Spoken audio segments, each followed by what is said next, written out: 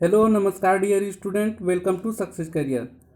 पिछली लेक्चर में हमने सामान्य हस्तौजार यानी कि कॉमन हैंड टूल से लगभग 66 क्वेश्चन को कराया था, जो किसी न किसी एग्ज़ाम में आए हुए थे। आपके आईटीआई मैकेनिकल जैसे फिटर ट्रेड हुआ, वेल्डर, टर्नर, मशीनिस्ट आदि जितने भी मैकेनिकल ट्रेड है उनमें डीआरडीओ के लिए, इसरो, डीएमआरसी, एलएमआरसी सबके लिए इम्पोर्टेंट है। तो आज का जो लेक्चर मैं देने जा रहा हूँ वो है माप और मापी यंत्र से, यानी कि मेजरमेंट एंड मेजरिंग इंस्ट्रूमेंट से।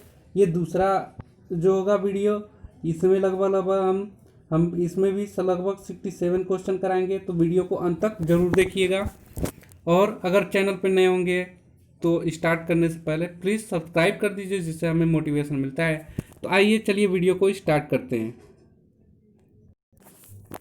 देखिए, दूसरा लेसन है माप और मापी यंत्र। पहला लेसन मैं कंप्लीट करा चुका हूँ, सामान्य हस्तार। तो आप प्ले स्टोर में fitter, Turner, machinist, welder for DRDO और ऑल कम्पिटिटिव एग्जाम से आप पहले लेक्चर को भी देख सकते हैं।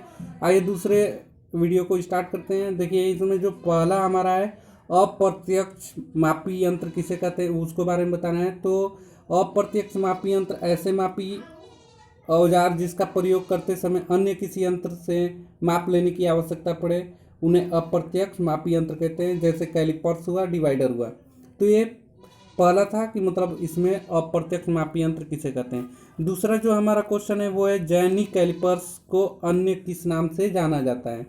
तो जैनिक कैलिपर्स को अन्य जो नाम से जाना जाता है वो है हर्मोफ्रोडाइट कैलिपर्स। हर्मोफ्रोडाइट कैलिपर्स क्या होता है? जैनिक कैलिपर्स को हर्मोफ्रोडाइट, आर्डलैग, लंगड़ा कैलिपर्स के नाम से भी जाना जाता है। एक चीज़ और दोस्तों, ये अगर आपको ये पीडीएफ लेना होगा तो डिस्क्रिप्शन बॉक्स में मैं आपको लिंक दे दिया हूँ, वहाँ से आप डाउनलोड कर सकते हैं इस पूरे डिस्क्रिप्शन लिंक को, जिसमें आपको 4000 क्वेश्चन डीआरडीओ, इसरो और अन्य कम्पिटिटिव एग्जाम के लिए आपके इम्पोर्टेंट होगा। तीसरा जो क्वेश्चन है, 1 माइक्रोन बराबर होता है, 1 माइक्रोन बराबर होता है कितना होता है? 0.001, यानी कि सी ऑप्शन सही होगा। देखिए क्या होता है, जब हम इसको करेंगे ना, इसको सॉल्व करेंगे तो क्या होगा? 10 की पावर -3 होगा, जिससे हम लिख सकते हैं 0.001 mm ना। तो 1 माइक्रोन बराबर 0.001 mm के बराबर होता है। 1 मीटर में कितने माइक्रोन होते हैं? 10 की पावर 6 माइक्रोन। या 1 माइक्रोन बराबर कितना होता है? 10 की पावर -6 मीटर। याद रखिएगा, इंपॉर्टेंट है, अक्सर एग्जाम में पूछा जाता है। चौथा जो क्वेश्चन है, देखिए चौथा जो क्वेश्चन है, कॉम्बिनेशन सेट दिया है। कॉम्बिनेशन सेट प्रयोग किया जाता है। कॉम्बिनेशन सेट का प्रयोग क्यों किया जाता है बताइए? तो कॉम्बिनेशन सेट का प्रयोग जो होता है वो कोणीय सतहों की जांच करने के लिए होता है। अब कॉम्बिनेशन सेट होता क्या है, देखिए। कॉम्बिनेशन सेट का प्रयोग कोण मापने, मार्किंग करने या वर्ग, स्क्वायर, जाब का सेंटर निकालने आदि के लिए किया जाता है। पांचवा जो इम्पोर्टेंट क्वेश्चन है वो है सेंटर पंच का पॉइंट एंगल होता है। सेंटर पंच का पॉइंट एंगल कितना होता है बताना है। तो सेंटर पंच का पॉइंट एंगल 90 डिग्री होता है। 90 डिग्री, देखिए सेंटर पंच 4 मिलीमीटर से 12 मिलीमीटर तक छोटे और लगभग 125 मिलीमीटर लंबे होते हैं। इसके आगे का कुछ भाग टेपर होता है तथा पॉइंट कोण 90 डिग्री का होता है। नेक्स्ट जो है इम्पोर्टेंट वो है छठा, प्रिक पंच का बिंदु कोण होता है। प्रिक पंच का बिंदु कोण कितना होता है? 30 डिग्री। प्रिक पंच होता क्या है, इसके बारे में डिटेल फैक्ट जान लीजिए।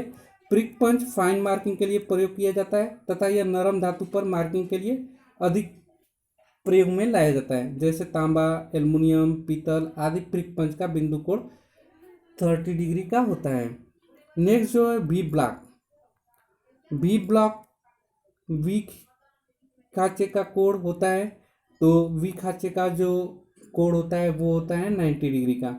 तो वी ब्लॉक, देखिए वी ब्लॉक जो होता है वो ए तथा बी ग्रेड में मिलते हैं। ए ग्रेड के वी ब्लॉक अति परिशुद्ध उत्तम स्टील के हार्ड वर्क ग्राइंड किए होते हैं। आमतौर पर यह 100 मिलीमीटर लंबाई तक मिलते हैं। बी ग्रेड जो है, बी ग्रेड है वो ब्लॉक ए ग्रेड की अपेक्षा कम परिशुद्ध होते हैं। यह क्लोज्ड ग्रे कास्ट आयरन के बने होते हैं। वी ब्लॉक की खांचे कोण 90 डिग्री का होता है। नेक्स्ट जो क्वेश्चन है 8वां, वो है गोलाकार छड़ यानी कि राड का सेंटर मार्क करने हेतु कौन सा पंच उपयोग होता है। तो राड का जो सेंटर मार्क प्रयोग करते हैं वो हमारा बेल पंच होता है। बेल पंच क्या होता है, देखिए बेल पंच गोल राड के सेंटर निकालने या मार्क करने के लिए प्रयोग में लाए जाते हैं। जिसके आगे भांग घंटीनुमा होता है तथा इनके ठीक बीचों बीच एक पंच लगा होता है जिसे ऊपर नीचे सरकाया जा सकता है। 9 नंबर का क्वेश्चन है साइन बार। साइन बार किसके लिए प्रयोग किया जाता है। तो साइन बार का प्रयोग हम टेपर जाप का कोण ज्ञात करने के लिए करते हैं। साइन बार होता क्या है, देखिए जब किसी जाप के कोण या टेपर को 5 मिनट से अधिक की सूक्ष्मता से चेक करना हो तो इसके लिए साइन बार का प्रयोग किया जाता है। साइन बार समकोण त्रिभुज के साइन कोण पर आधारित होता है, इसलिए इसे साइन बार कहते हैं। नेक्स्ट जो क्वेश्चन है फिलर गेज का प्रयोग होता है। क्यों होता है फिलर गेज का प्रयोग। तो फिलर गेज का प्रयोग दो पार्ट के मध्य का अंतर जांचने के लिए होता है। देखिए आप धैर्य बना के वीडियो को लास्ट तक देखें, आपका सिलेक्शन पक्का हो जाएगा अगर आप अपने धैर्य से पढ़ाई कर रहे हैं तो। देखिए फिलर गेज क्या होता है, दो मैचिंग पार्ट के बीच का अंतर चेक करने के लिए प्रयोग में लाया जाता है फिलर गेज को। यह स्टील की पतली पत्ती होती है, प्रत्येक पत्ती पर मोटाई का साइज अंकित होता है। नेक्स्ट क्वेश्चन पे अगर हम बढ़ते हैं तो नेक्स्ट क्वेश्चन हमारा है 11 नंबर का, टेलीस्कोप गेज किसे कहते हैं। टेलीस्कोप गेज किसे कहते हैं। स्लॉट मापने को, स्क्रू पिच मापने को, टैप मापने को, बड़े सुराख को, आंतरिक व्यास मापने को। तो जो हमारा देखिए जो टेलीस्कोप गेज है ना वो बड़े सुराखों के आंतरिक व्यास मापने के प्रयोग होता है। आइए इसके बारे में टेलीस्कोप गेज के बारे में डिटेल फैक्ट जाने। देखिए एक तो अप्रत्यक्ष मापी यंत्र है, ठीक है। टेलीस्कोप एक प्रकार का अप्रत्यक्ष मापी गेज है जिसका प्रयोग किसी छिद्र, स्लॉट, बोर आदि साइज मापने या चेक करने के लिए किया जाता है। यह अंग्रेजी के टी अक्षर आकार की बनी होती है, ठीक है। कैसा बना होता है, टी आकार का। नेक्स्ट क्वेश्चन जो है वो है 12 नंबर का दिया है कि स्पिरिट लेवल द्वारा किस जाप की जांच की जाती है। तो स्पिरिट लेवल के द्वारा हम समतलता की जांच करते हैं। स्पिरिट लेवल का प्रयोग आधार सतह तथा लंबवत सतह का 90 डिग्री पर जांचने के लिए किया जाता है। नेक्स्ट क्वेश्चन है गुनिया यानी कि ट्राई स्क्वायर का प्रयोग किस लिए किया जाता है। तो ट्राई स्क्वायर जैसा कि आप लोग देखे होंगे कैसा होता है, 90 डिग्री पे दो जबड़े बने होते हैं, इस टाइप का बना होता है टी स्क्वायर, ठीक है, इस प्रकार का 90 डिग्री पे ना ऐसे। तो उसमें 90 डिग्री का कोण होता है, तो 90 डिग्री का कोण चेक करने के लिए ट्राई स्क्वायर का यानी कि गुनिया का प्रयोग करते हैं। नेक्स्ट है देखिए गुनिया चेकिंग तथा मार्किंग वाला औजार है। इसका प्रयोग किसी जाप की साथ वाली भुजाओं का समकोण यानी कि 90 डिग्री तथा सतह का सीधापन जांचने के लिए किया जाता है। गुनिया यानी कि ट्राई स्क्वायर के दो भाग हैं, स्टॉक बीम और ब्लेड, ओके। नेक्स्ट क्वेश्चन पे बोलते हैं एंगल प्लेट का माप कैसे किया जाता है। तो एंगल प्लेट का माप जो है लंबाई, चौड़ाई और ऊंचाई के द्वारा किया जाता है। एंगल प्लेट होता क्या है, एंगल प्लेट कास्ट आयरन या कास्ट स्टील की बनी होती है। इसकी दोनों भुजाएं साइड के किनारे समकोण पर प्रशुद्ध मशीन किया जाता है, जिसका विनिर्देशन इसके लंबाई, चौड़ाई, ऊंचाई द्वारा किया जाता है। नेक्स्ट क्वेश्चन है माइक्रोमीटर वृत्तीय पैमाने किस पर अंकित रहता है। तो माइक्रोमीटर वृत्तीय पैमाना थिम्बल पर अंकित होता है, जिसे सर्कुलर स्केल के माध्यम से हम देखते हैं। देखिए जो माइक्रोमीटर एक सूक्ष्म मापी यंत्र है। माइक्रोमीटर स्क्रू थ्रेड की पिच के सिद्धांत पर बनाया जाता है जो नट बोल्ट की तरह कार्य करता है, इसलिए इसे स्क्रू गेज के नाम से जाना जाता है। माइक्रोमीटर के थिम्बल पर वृत्तीय पैमाना अंकित रहता है। थिम्बल स्टील की एक ट्यूब होती है, थिम्बल को घुमाने से स्पिंडल भी आगे पीछे घूमते हैं। नेक्स्ट जो क्वेश्चन है श्रिंक रूल प्रयोग किया जाता है। तो श्रिंक रूल का प्रयोग किस के लिए किया जाता है, पैटर्न बनाने के लिए। क्या होता है देखिए श्रिंक रूल का प्रयोग पैटर्न मेकर द्वारा पैटर्न बनाने के लिए किया जाता है। श्रिंक रूल देखने में मानक रूल की तरह होता है, इस पर इंच, सेंटीमीटर तथा इनके भागों के निशान अंकित होते हैं। नेक्स्ट जो क्वेश्चन है सूक्ष्म मापन में दो स्लिप गेज को परस्पर जोड़ा जाता है। तो दो स्लिप गेजों को कैसे जोड़ा जाता है, रिंगिंग क्रिया द्वारा। रिंगिंग क्रिया क्या होती है, देखिए स्लिप गेज को Johnson gauge, block weber gauge set भी कहते हैं। स्लिप गेज आयताकार आकार का ठोस ब्लॉक होता है। स्लिप गेज के प्रत्येक सतह को लैप करके बहुत अधिक फिनिशिंग की जाती है, जिससे इनकी फिनिश सतह को यदि एक दूसरे पर घिसे तो यह आपस में जुड़ जाएं। इस विधि को रिंगिंग विधि कहते हैं। लेकिन दो ब्लॉकों को जोड़ने के लिए इससे पहले उसे अच्छी तरह से क्या कर लेना चाहिए, साफ कर लेना चाहिए। नेक्स्ट क्वेश्चन जो है 18 नंबर, वायर गेज किस काम में प्रयोग किया जाता है? तो सबको पता है वायर गेज किस काम में आता है, तार शीट की मोटाई मापने के लिए आता है। वायर गेज होता क्या है, देखिए वायर एवं शीट का प्रयोग शीट की मोटाई तथा तार का व्यास मापने के लिए किया जाता है। ये गोल या आयताकार आकृति का होता है, ठीक है। नेक्स्ट क्वेश्चन जो है 19 नंबर, वो है प्लग गेज का प्रयोग किया जाता है। प्लग गेज का प्रयोग क्यों करते हैं? कार्यखंडों में छिद्रों का व्यास जांचने के लिए किया जाता है। प्लग गेज होता क्या है, इसके बारे में डिटेल फैक्ट जान लीजिए। प्लग गेज एक प्रकार की लिमिट गेज है जो किसी जाम में एक ही साइज के बने छिद्र का भीतरी माप जांचने के लिए प्रयोग की जाती है। प्लग गेज एक सिरा गो और दूसरा नॉट गो साइज होता है। गो सिरा नॉट गो सिरे से कुछ लंबा होता है। नेक्स्ट क्वेश्चन है सरफेस गेज द्वारा क्या किया जाता है? तो सरफेस गेज द्वारा क्या करते हैं, आप सभी को पता है। सरफेस गेज द्वारा हम मार्किंग करते हैं ना। सरफेस गेज क्या होता है? परिशुद्ध मार्किंग के लिए प्राय सरफेस गेज का प्रयोग किया जाता है, जिसे मार्किंग ब्लॉक, स्क्राइबर ब्लॉक भी कहते हैं। नेक्स्ट है बड़े वृत्त की मार्किंग के लिए कौन सा यंत्र प्रयोग किया जाता है? तो बड़े वृत्त की मार्किंग के लिए हम हमेशा ट्रेमल का प्रयोग करते हैं। ट्रेमल क्या है, देखिए ट्रेमल डिवाइडर की भांति बड़े बड़े वृत्त, चाप, अन्य कार्य के लिए प्रयोग में लाया जाता है। इससे एक गोल चौरस छड़ होती है जिसे बीम या ट्रेमल बार कहते हैं। इस बीम पर दो स्लाइडिंग हेड लगे होते हैं। नेक्स्ट क्वेश्चन पे बढ़ते हैं 22 नंबर, डिवाइडर का माप कैसे लिया जाता है? तो डिवाइडर का माप उसकी कुल लंबाई से, एक टांग की लंबाई से रिवेट के मध्य बिंदु तक अधिकतम लाभ लेने की क्षमता। तो डिवाइडर जो होता है ना, जिसे हम लोग ऐसे बना होता है डिवाइडर, क्या करने के लिए? हम लोग ऐसे गोला खींचने के लिए बनाते हैं। तो उसका कुल लंबाई एक टांग की लंबाई से लिया जाता है, क्योंकि दोनों टांग की लंबाई क्या होती है, बराबर होती है। तो एक टांग की जो लंबाई होगी वो दोनों होगा। तो डिवाइडर हमारा बी ऑप्शन सही होगा। नेक्स्ट क्वेश्चन 23 नंबर पे बढ़ते हैं।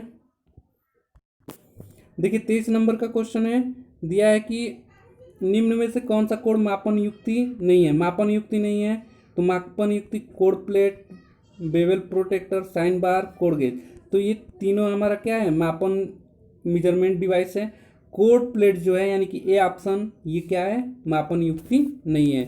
देखिए कोड प्लेट होता क्या है? कोड प्लेट का प्रयोग मार्किंग करते समय जाप को सहारा देने के लिए किया जाता है। से सभी का प्रयोग कोड मापने में किया जाता है, इसलिए कोड प्लेट क्या है, एक मापन यंत्र नहीं है।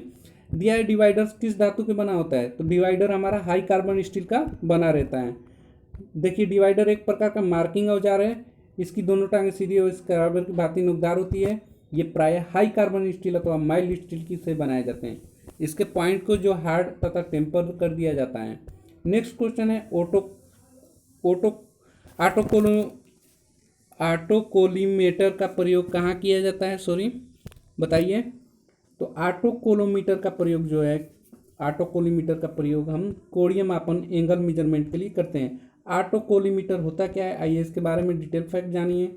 ऑटोकोलिमेटर का प्रयोग कोणीय मापने के लिए किया जाता है, जबकि अंतराल की मोटाई जांच के लिए फीलर गेज का प्रयोग किया जाता है।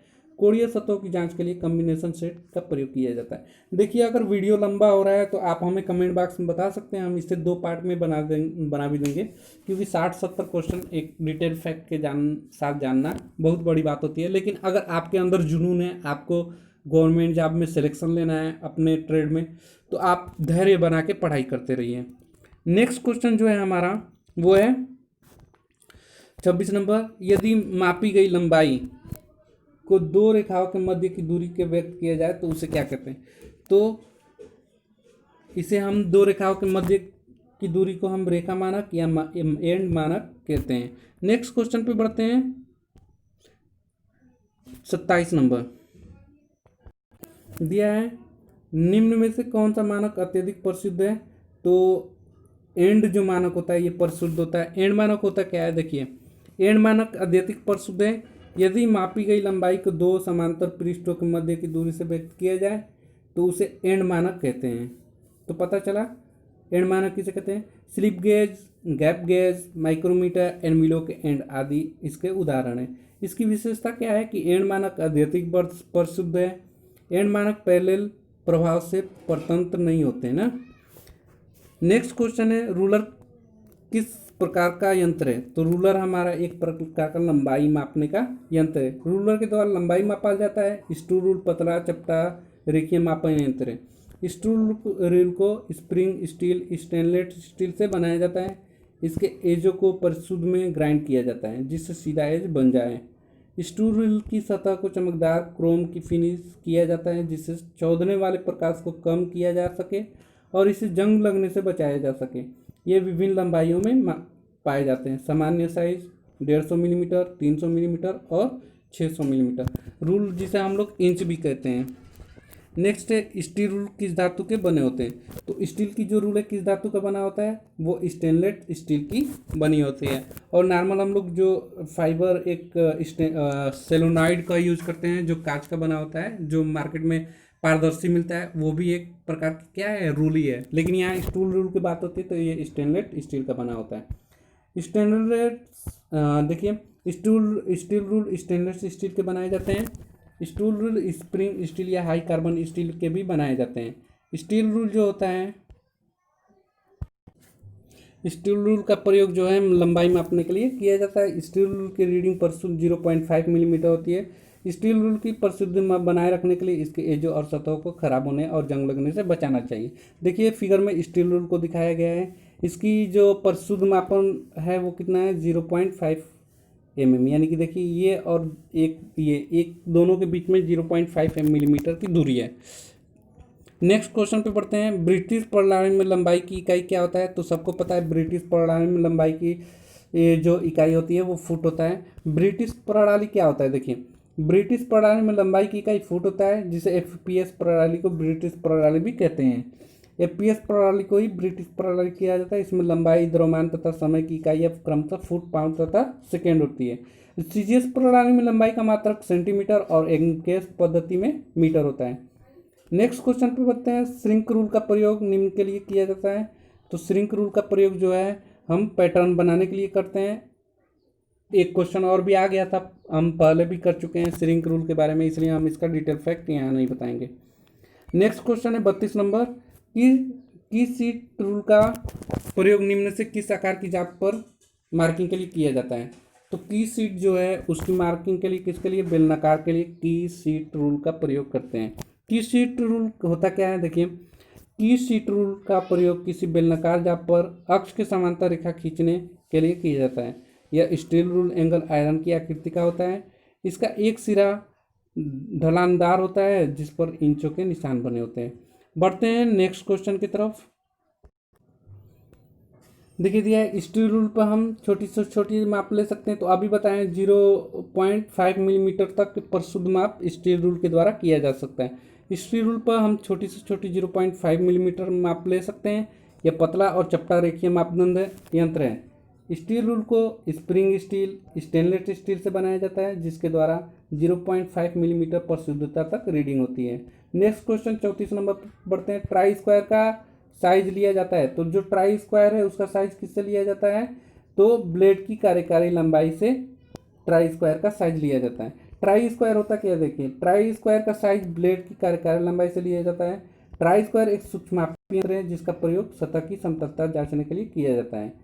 इसकी बनावट में एक स्टॉक, एक ब्लेड को स्टॉक के साथ समकोण में स्थिर कर दिया जाता है। इसे एक समान कठोर की हुई इस्पात से बनाया जाता है। इसे इंजीनियर्स स्क्वायर्स भी कहते हैं। नेक्स्ट क्वेश्चन 35 नंबर पे बढ़ते हैं। देखिए ट्राई स्क्वायर में स्टॉक पर ब्लेड के नीचे एक अंडर कट लगा होता है जिसका उद्देश्य है, तो ट्राई स्क्वायर में स्टॉक ब्लेड के नीचे एक अंडर कट लगा होता है जिसका उद्देश्य होता है मशीनिंग के जाप के किनारे पर आई बर को स्थान देना। अब देखिए ट्राई स्क्वायर कुछ और डिटेल फैक्ट भी जान लेते हैं।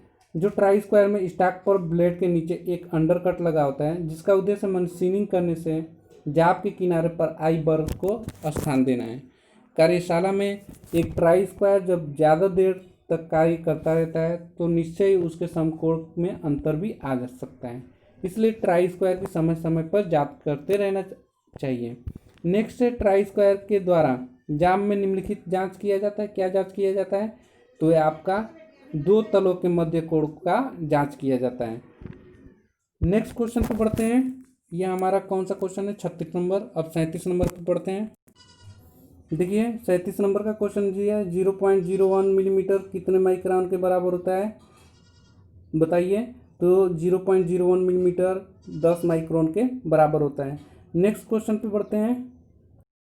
दिया है निम्नलिखित में से कौन सा एक प्रत्यक्ष मापी औजार है। तो अप्रत्यक्ष मापी यंत्र आपको पता ही है कि स्टील रूल होता है, ठीक है। स्टील रूल एक जो है प्रत्यक्ष मापी औजार है। माप लेने वाले औजार के निम्नलिखित वो होते हैं। जो प्रत्यक्ष मापी औजार हैं उसको याद कर लीजिए, steel rule, vernier calipers, micrometer इत्यादि। अप्रत्यक्ष मापी औजार जो होता है विभाजक, सतह गेज, कैलिपर्स, ये सब होते हैं। बिना रीडिंग वाले टूल्स जो होते हैं स्नैप गेज होते हैं, प्लग गेज होते हैं, रिंग गेज होते हैं इत्यादि। और जो समायोजित औजार हैं जैसे कैलिपर्स, सतह गेज, माइक्रोमीटर इत्यादि, ये क्या है समायोजित औजार हैं। नेक्स्ट क्वेश्चन पे बढ़ते हैं 39 नंबर। वर्नियर बेवेल प्रोटेक्टर का अल्पतमांक कितना होता है। तो वर्नियर बेवेल प्रोटेक्टर का जो अल्पतमांक होता है वो बताइए। तो वो होता है आपका 5 मिनट। वर्नियर बेवेल प्रोटेक्टर का अल्पतमांक 5 मिनट होता है। यह एक कोण मापने वाली सूक्ष्ममापी यंत्र है जिसका प्रयोग किसी जाप की 5 मिनटों की परिशुद्धता यानी कि 1 अंश का 12वां भाग में लेआउट या जांच करने के लिए किया जाता है। इसकी बनावट में एक ग्रेजुएट प्लेट के साथ स्थिर स्टॉक और एक समायोजित ब्लेड होता है। डिस्क पर पूरी गोलाई में आगे और पीछे की ओर 0 डिग्री से 180 डिग्री में खाने बनी होती हैं। इसे किसी वृत्त के चारों ओर किसी भी कोण में घुमाया जा सकता है और किसी निश्चित स्थिति में नट के द्वारा क्लैंप भी किया जा सकता है। नेक्स्ट क्वेश्चन है 40 नंबर। मीट्रिक माइक्रोमीटर में एक पूर्ण चक्र में थिम्बल आगे बढ़ता है। तो मीट्रिक माइक्रोमीटर में एक पूर्ण चक्कर थिम्बल करता है जब, तो हमारा 0.5 mm बस थिम्बल आगे बढ़ता है। नेक्स्ट क्वेश्चन पे चलते हैं 40 के बाद 41 नंबर पे दिया है मीट्रिक माइक्रोमीटर का अल्पतमांक कितना होता है। तो मीट्रिक माइक्रोमीटर का जो अल्पतमांक है वो 0.01 mm तक होता है। Next question 42 number.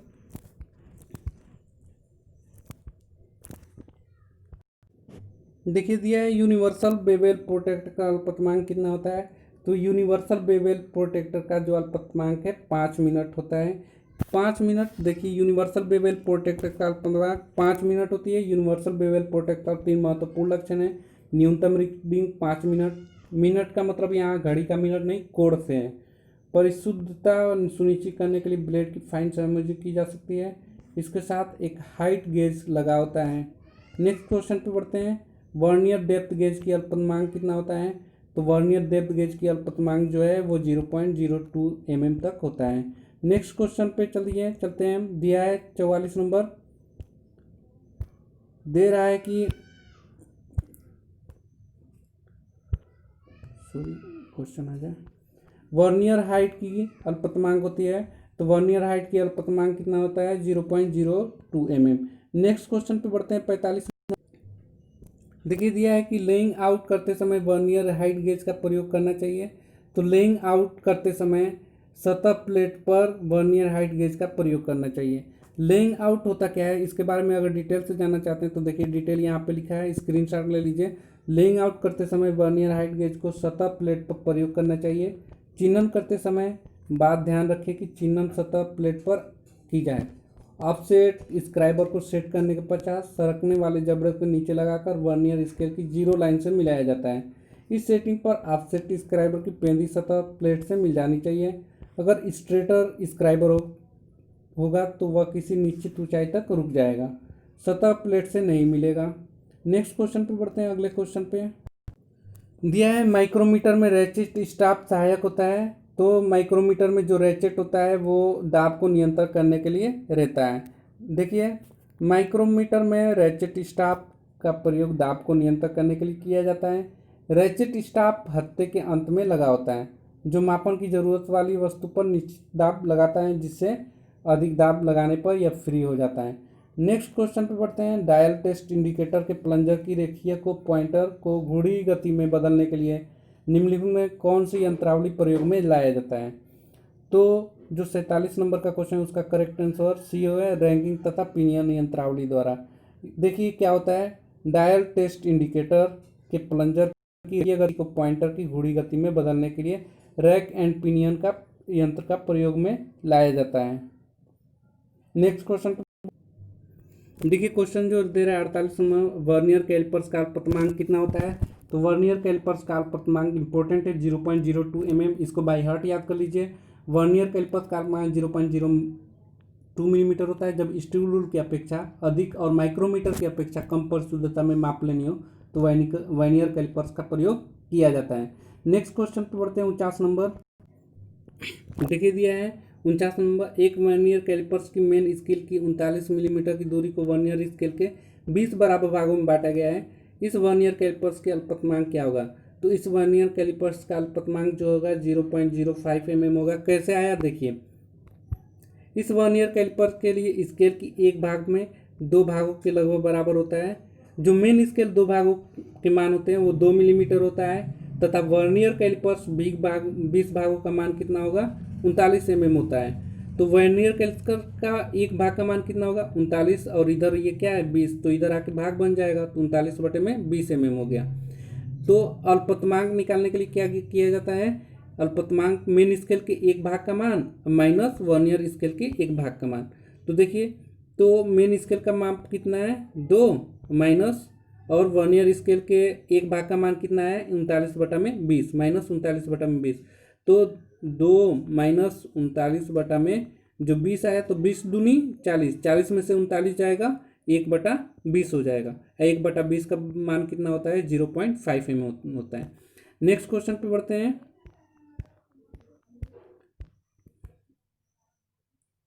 यदि किसी वर्नियर कैलिपर्स के मेन स्केल पर 0.5 mm के निशान अंकित है तथा वर्नियर स्केल पर 25 निशान है जो कि मेन स्केल से 24 निशानों के बराबर है, तो उसकी अल्पतमांक क्या होगी। तो उसका अल्पतमांक जो होगा 0.2 mm होगा। कैसे आया आइए इसको भी देख लीजिए। उपरोक्त को निम्न सूत्र द्वारा निकाला जा सकता है। अल्पतमांक का जो सूत्र होता है मेन स्केल के एक भाग का मान बटा में वर्नियर स्केल पर कुल भागों की संख्या। तो वर्नियर स्केल पे अपना कितना दिया है 0.5 mm दिया है, और जो इस पे दिया है वर्नियर स्केल पे कुल भागों के मान कितना होता है 25 होता है। जब दोनों को भाग देंगे देखिए 0.5/25, तो हम इसको क्या करेंगे 10 से मल्टीप्लाई ऊपर कर देंगे और 10 से मल्टीप्लाई नीचे कर देंगे, तो 5 बटा में 250 होगा, हो जाएगा ना। तो इसको कटाएंगे तो कितना आ जाएगा 1/50, और जब इसको डिवाइड करेंगे तो 0.02 मिलीमीटर हो जाएगा। इसलिए वर्नियर कैलिपर्स का अल्पतमांक कितना होता है 0.02 mm होता है। नेक्स्ट जो क्वेश्चन दिया है 51 नंबर, किसी ब्रिटिश वर्नियर कैलिपर्स के वर्नियर स्केल पर 25 भाग हैं जो कि मेन स्केल के 49 भागों की दूरी के बराबर है। उसकी अल्पतमांक क्या होगी। तो उसकी अल्पतमांक 0.001 इंच होगा। कैसे आया 0. देखिए, वर्नियर स्केल के 25 भागों का मान बराबर की मेन स्केल के 49 भागों के मान के बराबर होता है, ठीक है। तो मान जो होगा 49 बटा में 40 हो गया, ये इंच में हो जाएगा। वर्नियर स्केल के एक भाग का मान अगर निकालना होगा तो 49 बटे में 40 इंच गुणे 1/25, क्योंकि 25 मान है ना। अब जब इसको 49 से करें 49 हो गया, और 40 में 25 से गुणा करेंगे तो कितना हो जाएगा 1000 हो जाएगा। मेन स्केल के दो भागों का मान क्या होता है 1/40 गुणे 2 हो जाएगा। तो जब 2/40 गुणे 25 क्यों कर दिया, क्योंकि हमें इंच में निकालना है। तो 50 बटा में 1000 इंच आया। जब इसको डिवाइड करेंगे 50 बटा में 1000 को देखिए तो कट जाएगा 0 से 0 5, यानी कि 1/20 आया। 1/20 ये आ जाएगा इंच में, और अल्पतमांक को जब हम इसको करेंगे माइनस कर देते हैं, क्या होता है अल्पतमांक को, तो वर्नियर स्केल को घटा देते हैं ना, जो मापन लेते हैं। तो 50 बटा में 1000 माइनस 49, तो 1/1000, और 1000 को 1/1000 इंच को क्या लिखते हैं 0.01, क्योंकि 1000वां भाग होगा। तो अल्पतमांक कितना है 0.01 इंच है, ये सूत्र के द्वारा है। तो नेक्स्ट क्वेश्चन पर बढ़ते हैं। दिया है टेपर कोण को परिशुद्धता से मापने के लिए निम्नलिखित किस यंत्र का प्रयोग किया जाता है। तो टेपर कोण को परिशुद्धता से मापने के लिए जो यंत्र प्रयोग में लाया जाता है वो वर्नियर बेवल प्रोटेक्टर है। नेक्स्ट क्वेश्चन पे बढ़ते हैं। बाहरी व्यास की संकेंद्रितता की जांच करने के लिए निम्नलिखित में कौन सा यंत्र प्रयोग में लाया जाता है? तो बाहरी व्यास की संकेंद्रितता की जांच करने के लिए हम डायल टेस्ट इंडिकेटर को प्रयोग में लाते हैं। नेक्स्ट जो क्वेश्चन है, वर्नियर कैलिपर्स द्वारा ली जाने वाली न्यूनतम माप को क्या कहते हैं? तो वर्नियर कैलिपर्स द्वारा ली जाने वाली न्यूनतम माप को हम अल्पतमांक कहते हैं। अल्पतमांक क्या होता है? छोटी से छोटी इकाई जिसे हम माप सकते हैं। 58 नंबर के बाद हम नेक्स्ट क्वेश्चन पे बढ़ेंगे। 59 नंबर दिया है, डेप्थ माइक्रोमीटर का प्रयोग अधिक रेंज में साइजों की जांच करने के लिए किया जाता है। क्योंकि इसके बेस जो होते हैं समायोजित होते हैं डेप्थ माइक्रोमीटर के, इसलिए साइजों की जांच करने के लिए किया जा सकता है। नेक्स्ट क्वेश्चन पे बढ़ते हैं। 60 नंबर, यदि आउटसाइड माइक्रोमीटर के थिम्बल डिवीजन की शून्य ग्रेजुएशन डेटम रेखा से नीचे रह जाता है जबकि माइक्रोमीटर के मापन सतह परस्पर संपर्क में है, तब त्रुटि है, ऋणात्मक त्रुटि होगा। कैसे? आइए इसके बारे में डिटेल जान लीजिए। किसी आउट माइक्रोमीटर के थिम्बल डिवीजन की शून्य ग्रेजुएशन डेटम रेखा के नीचे रह जाता है जबकि माइक्रोमीटर के मापन सतह पर परस्पर संपर्क में है, तब ऋणात्मक त्रुटि होती है। ऋणात्मक त्रुटि के अनुसार थिम्बल का शून्य स्लीव पर बनी डेटम रेखा से आगे निकल जाता है, इसको अंत में जाप की माप में जोड़ दिया जाता है। नेक्स्ट क्वेश्चन पे बढ़ते हैं। वर्नियर हाइट गेज द्वारा मार्किंग करते समय कार्य को प्रायः कोणीय प्लेट के द्वारा आश्रय देना चाहिए। नेक्स्ट क्वेश्चन पे बढ़ते हैं। 62 नंबर क्वेश्चन दिया है, वर्नियर बेवल प्रोटेक्टर 5 मिनट अल्पतमांक प्राप्त करने के लिए 23 अंश मेन स्केल में विभाजित किया जाता है। तो जो हमारा करेक्ट आंसर होगा, वर्नियर स्केल पे 12 बराबर भागों में बांटा जाता है। नेक्स्ट क्वेश्चन पे बढ़ते हैं। देखिए क्वेश्चन दिया है, वर्नियर हाइट गेज के किस भाग पर मुख्य स्केल ग्रेजुएशन बनी होती है? तो वर्नियर हाइट गेज के जो मान होते हैं वो क्या होता है? बीम पर ही मुख्य स्केल के ग्रेजुएशन बने होते हैं। नेक्स्ट क्वेश्चन पे बढ़ते हैं। 64 नंबर दिया है, किसी यंत्र द्वारा मापन लेने से त्रुटियां कौन सी हो सकती हैं? तो किसी यंत्र द्वारा मापन लेने से हमें उपरोक्त सभी प्रकार की त्रुटियां आएंगी, माइक्रो ज्यामितीय त्रुटियां, संपर्क त्रुटियां, तापमान त्रुटियां। अब हम बात करेंगे मापन त्रुटियां कितने प्रकार का होता है। तो टोटल देखिए, किसी मापन यंत्र द्वारा मापन लेने से निम्न त्रुटियां हो सकती हैं: ज्यामितीय त्रुटियां, संपर्क त्रुटियां, सिस्टमेटिक त्रुटियां, रेंडम त्रुटियां, तापमान त्रुटियां, निरीक्षण त्रुटियां और समांतर त्रुटियां, यंत्र त्रुटियां, गेज त्रुटियां, कोसाइन त्रुटियां हो सकती है।